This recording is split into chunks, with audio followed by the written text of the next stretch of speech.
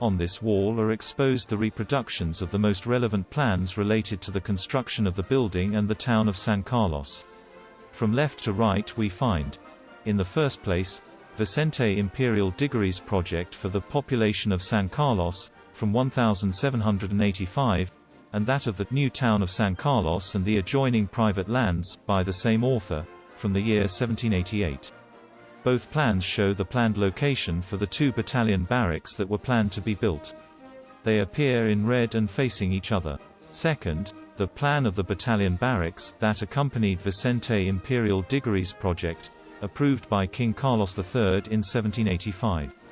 In third place, the plan of the Bay of Cadiz, by Vicente Imperial Diggory, in which the project of the population of San Carlos is located, dated 1786.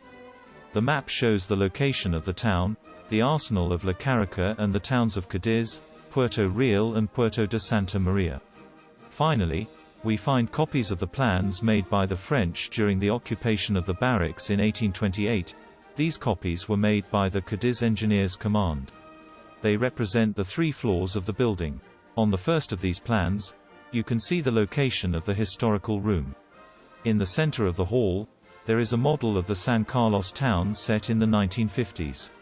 It includes the buildings that were built in the San Carlos town and the surrounding areas, the estuaries and the open-pit oyster stone quarry.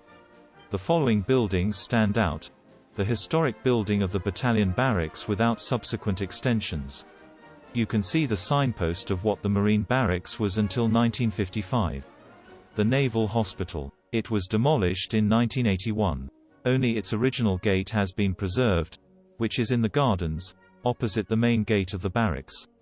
The Pantheon of Illustrious Sailors. It is appreciated that it does not have the cover since it was installed in the mid-50s of the last century. The Archive Building, to the left of the Pantheon, which caught fire in 1976 and has now disappeared.